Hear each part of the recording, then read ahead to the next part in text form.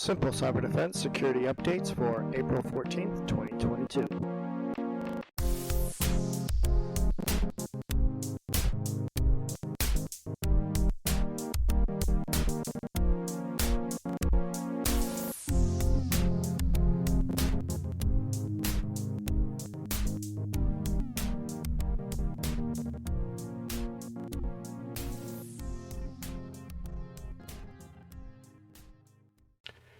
Welcome back to Simple Cyber Defense. In this week's episode, we're going to be talking about honey traps and the effects of them and how to avoid them.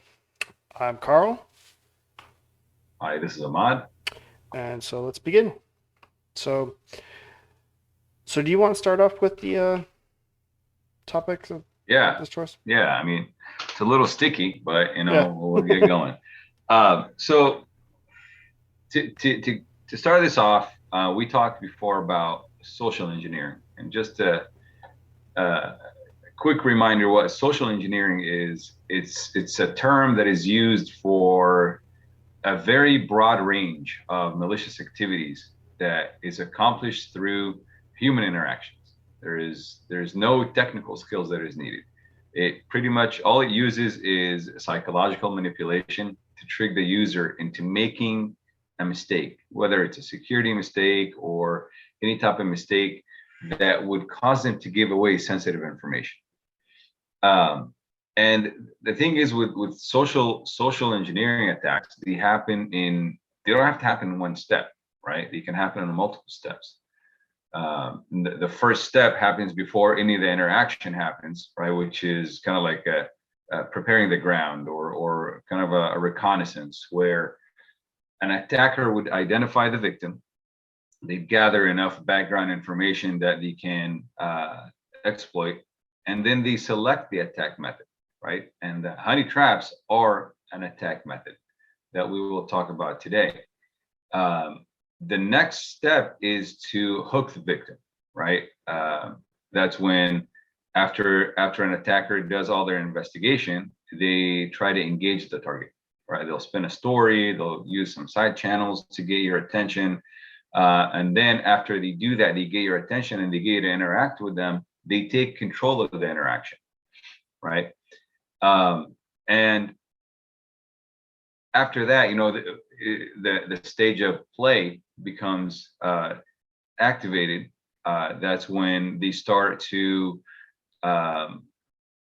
expand their foothold on the target, try to extract more information, try to gain more access, either to more information or to financial gains. And then it's part of like the attack execution, pretty much. And whether the execution of attack would kind of disrupt the life of the victim or kind of like siphon money or data from the victim.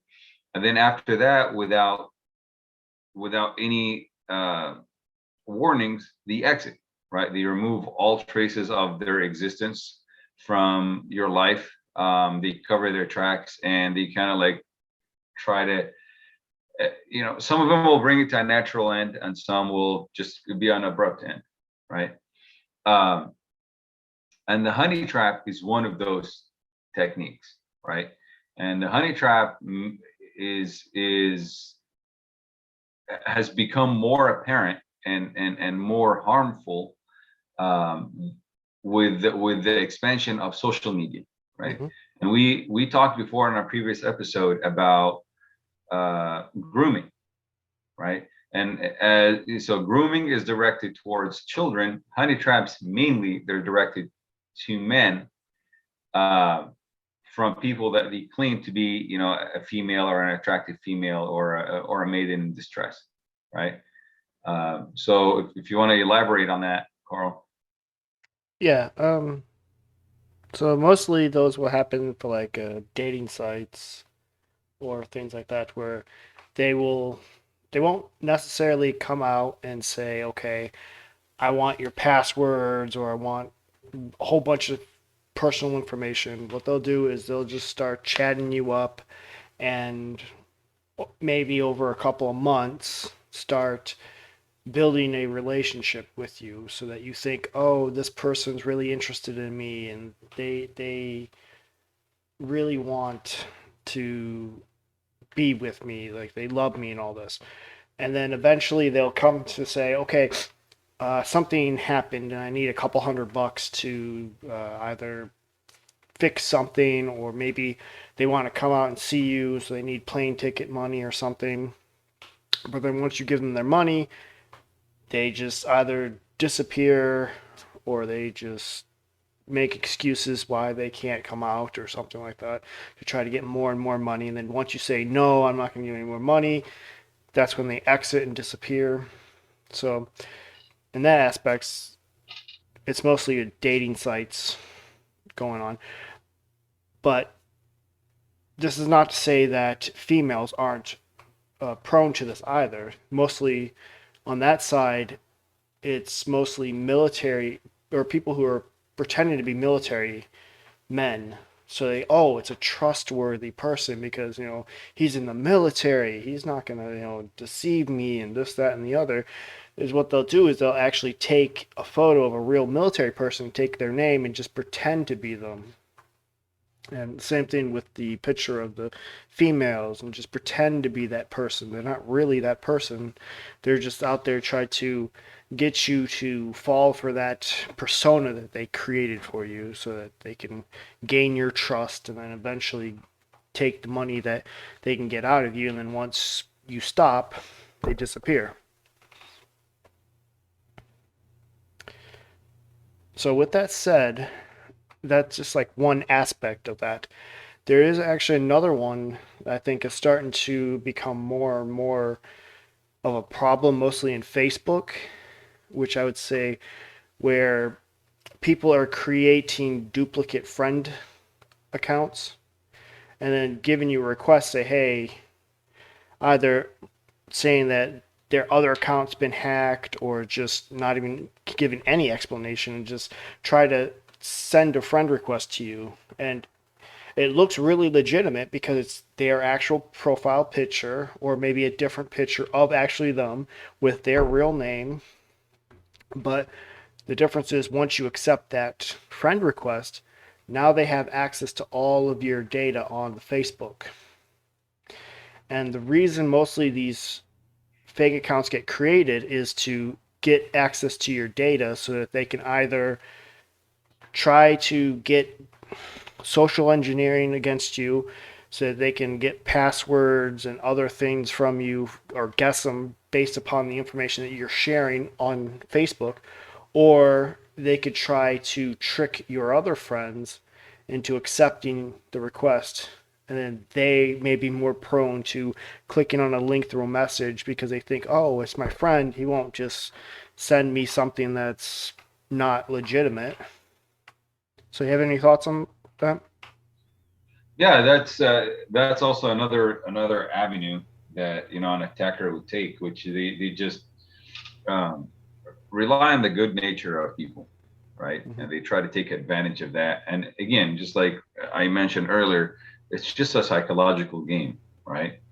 Um, and the first step to kind of protect yourself from that, right, is number one is to know your enemy, right? And watching our podcast and our videos, um, that's a step in the right direction. There's uh, a few things that you can look out for, right? After you educate yourself, okay, what can I do? What can I and how can I protect myself? Well, number one is look at the profile picture, right? The profile picture looks like it's something that's a stock image, or it looks like it's a professional picture, or like a celebrity picture, or a no picture at all, right? Um, that should be a red flag, Mm-hmm. right? Um, Another thing you can look at is the number of followers or friends that they have amassed and over what period of time, right? If they have way too many or they have way too little, both of these should be a red flag, Or if they have right? too many And over a short period of time, also. right, too many over a short period of time, or too few if it's a brand new account, Hmm. right? Why is this person trying to Reach out to connect with me. me? Yeah. Um, and then also if they seem like least likely connection, Hmm. to put it, in if it's not someone that would interact with you on, in normal Yeah. circumstances, if there's somebody like, or on LinkedIn, if somebody on LinkedIn and they have nothing to do with your industry, Hmm. or why are you, Reaching out if to I me. if I never met you, why are you reaching out to me, Hmm. unless you want to learn from me, but we should have like some groups in common or something, Yeah. right? So these are the things that you kind of like, we need to be on the lookout for when we're, to avoid those honey traps. Um, and one of the things that I didn't talk about, we talk about it from a personal level, on a small scale, but there are known instances where honey traps were used on large scale, like even in military operations, Hmm. right? And these are documented. And if you do a quick Google search, you'll find, like, it's a spy versus spy world, right? And Yeah. and and that's pretty. And it was used, and it's still being used in warfare. Hmm. So the techniques are out there. There are people out there that that's their job. That's how they pay their bills. And just number one is just be aware, right? Be aware for yourself. And then to kind of tie this in with the grooming and the cyberbullying that we talked about before, see who your children are speaking with, right? Who they're Yeah. communicating with online. If they have social media, be on the same social media platforms that they're on. If you Hmm. see who they're interacting with, see who they're becoming friends with, so that we don't allow this to grow and grow into something that's more destructive than it should Yeah. And then on a note where you're saying about the stock images, if you really want to check that image, you can actually download the image, go to Google Image, upload that image, and search the image. And then Google will search through the internet and see where that image also appears in different websites. And a lot of times, if they are using like a stock photo or stolen photo from somewhere else, it will show up saying, okay, this is also in the stock library here or these other websites, or even sometimes they will actually be part of an article about a scam that's going on. Because I know recently I got a text message from this one person pretending that it was like the wrong number, and I saw a picture that they sent, and what I did was I downloaded that picture, uploaded it to Google to see where it would lead me to, and it did lead me to many little articles about how this is just a scam, just ignore it, and this, that, and the other. And if I hadn't gone through that extra step, I would have never known. I probably would have replied to it and then gotten into all sorts of trouble, and who knows what would have happened after that. But because I took that extra step to search the image, I realized, oh, okay, this is what they're trying to do, and just deleted the message and moved on my way. Um, Now, the Facebook one is a little harder because they're actually using the profile pictures of your friends, either using old pictures that they downloaded from their real accounts or whatnot. So in these cases, it's a little harder to kind of detect, but there are ways to prevent being scammed in there too. The first one is to actually contact your friend outside of Facebook into a channel that you've already established with them, either through email or text message or something, and say, hey, I got this request from you on Facebook. Is this really you? Yes or no? That extra step will actually prevent a lot of those fake accounts from gaining access to your information. I know it can be kind of cumbersome, but it's necessary to actually protect your data because your data is very valuable in this day and age. It's almost like gold, almost. And once that information gets leaked onto the dark web, it's out there forever.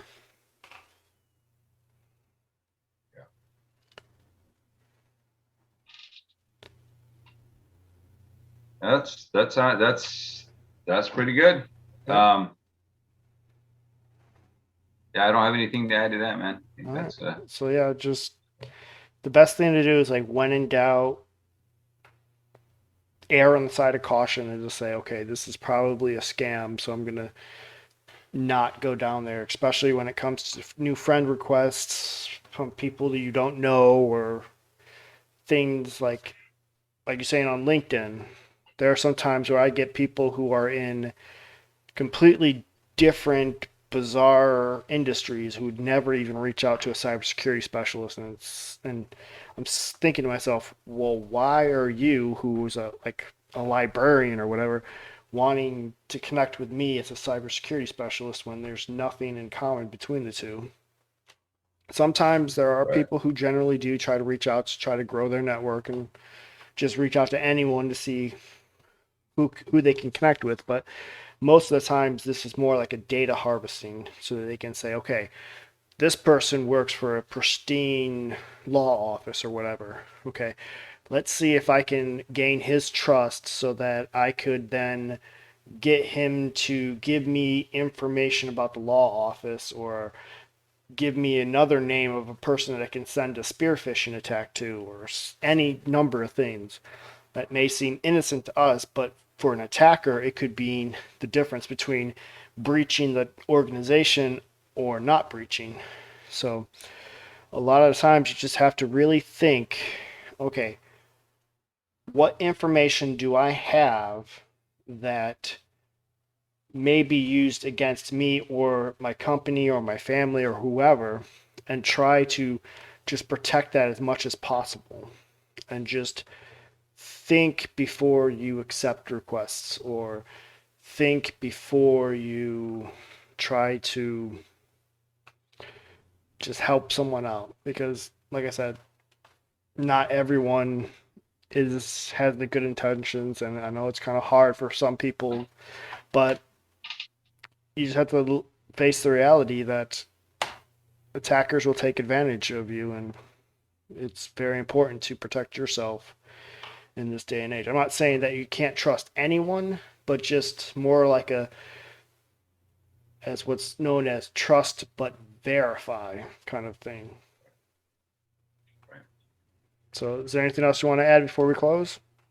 No, All right. Well, I think this was a good discussion, and like always, we look forward to seeing what happens in the next episode.